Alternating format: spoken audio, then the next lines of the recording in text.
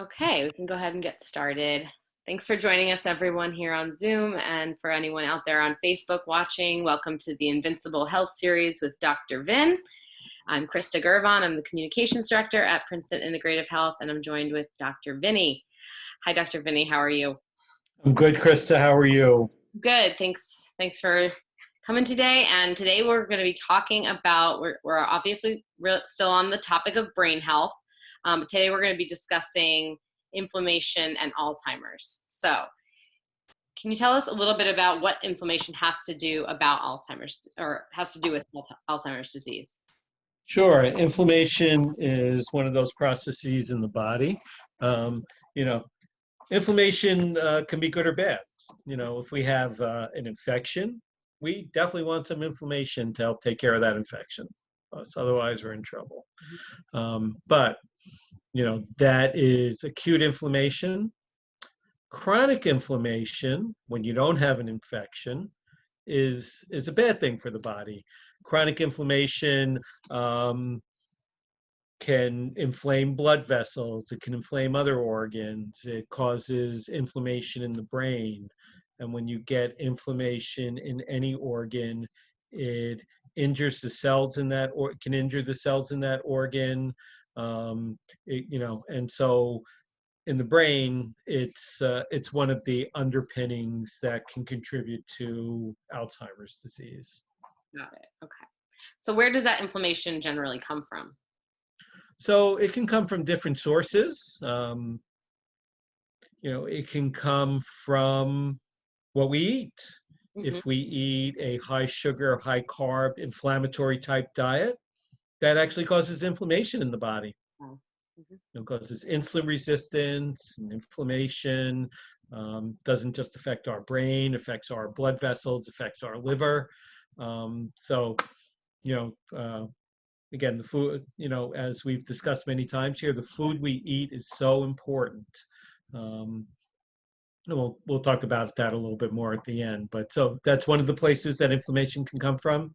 Other places that inflammation can come from that are often overlooked are the mouth, what goes on in the mouth, the oral microbiome, as some people like to call it. Inflammation there can actually cause inflammation in the brain. Sometimes even there's some research findings that bacteria from the mouth, from the oral microbiome, can actually penetrate into the brain and cause inflammation from that. And as the body's trying to deal with that inflammation, it inflames the brain tissue and causes damage to the nerves. Sleep apnea, Hmm.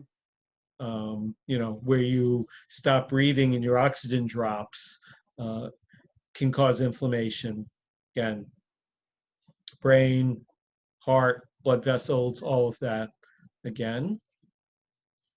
And occult infections elsewhere can do it, or viral infections such as the herpes simplex virus can sometimes cause an encephalitis and give an Alzheimer's-like picture and be a trigger for Alzheimer's disease. So those are some of the places, and some of the places that we have to look. Looking at the gut, leaky gut microbiome. The bacteria from there can cause inflammation, not just in the gut, but there's a gut-brain connection. And so what goes on in the gut often goes on in the brain. So if you have a leaky gut, a permeable intestinal barrier, it often leads to a permeable blood-brain barrier and makes the body more prone to inflammation, the brain more prone to inflammation. So that's a lot. It can come from a lot of different places and sources. So what can we do about it? Obviously, when it comes to food, we can change our diet and cut out some sugar and cut out other inflammatory foods. But what about the other places? How can we prevent that? Come see me, That's a or great, somebody like me. great yeah, idea. You know, because we're trained to look in those places. I've done certifications on brain health, on preventing, stabilizing, and reversing cognitive decline, and so that program includes looking in all those different places to see where the inflammation is coming from. Mhm. Um, I guess some of the other some of the other infections I didn't mention that are unfortunately so endemic in this area are things like Lyme disease and other tick-borne diseases. Is another, Yeah.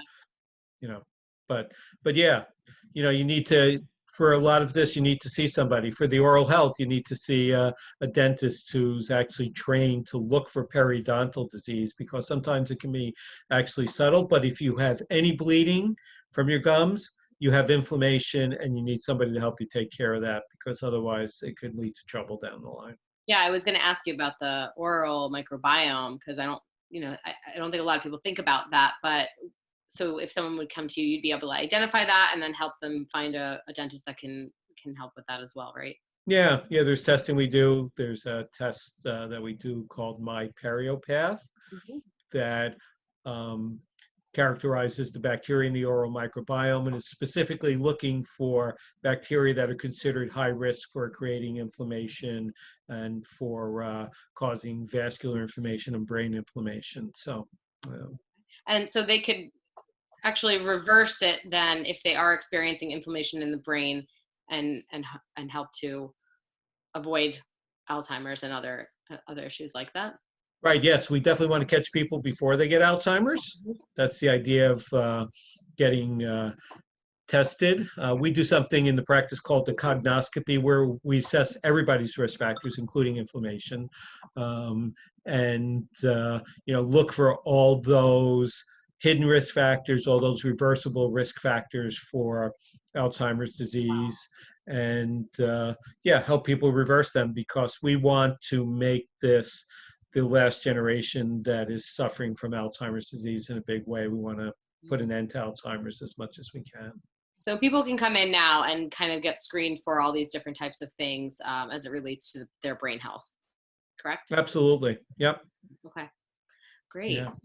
Anything else about some of the places where the inflammation comes from that we can, besides coming in to see you, can we do anything on our own to change that?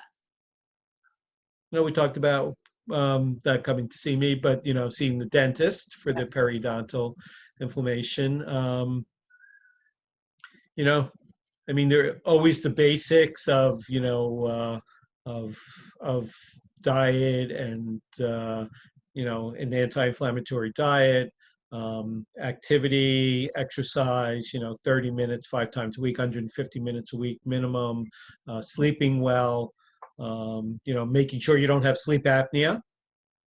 Um, you know, a lot of practitioners now are ordering home sleep apnea tests, something we do, something other practitioners do, to make sure that people are actually sleeping well and getting the regenerative sleep that they need. That's important. And managing stress, that's all important. A lot of the other things, though, are things that people need to be screened for. We certainly recommend that people who are at higher risk, people who have a family history, or people who are starting to notice, some memory issues. They're usually the first people are usually the first ones to themselves are the first ones to notice that. Right. Sometimes it's family members, but those are the people who really should come in and get screened. Right. If you're just looking to prevent, then do the things I recommended with your diet, exercise, sleep, and stress, and hopefully everything will be good. But usually we're recommending, just like people, when you turn 50, you get a colonoscopy. Well, when you turn 45 or 50, you probably should get what we call the cognoscopy to assess your risk factors. And again, this is Alzheimer's disease, but usually if people have risk factors for Alzheimer's, they also have risk factors for heart disease Right. as well. So yeah, you can come in, get screened wherever we find the inflammation. We can help, heal that area and lower the inflammation, thus avoiding the Alzheimer's and other cognitive brain issues. Yep. Yep.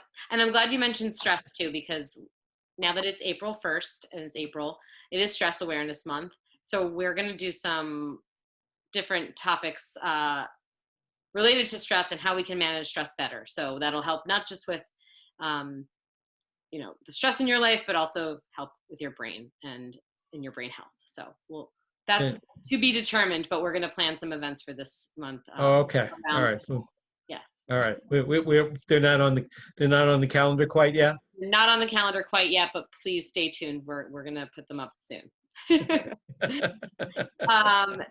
If there's anything else, please go ahead and share. But otherwise, if you do have any questions, let us know. You can either pop it in the chat or unmute yourself and let us know what you're wondering about. And I'll check on Facebook to see if there's any questions as well.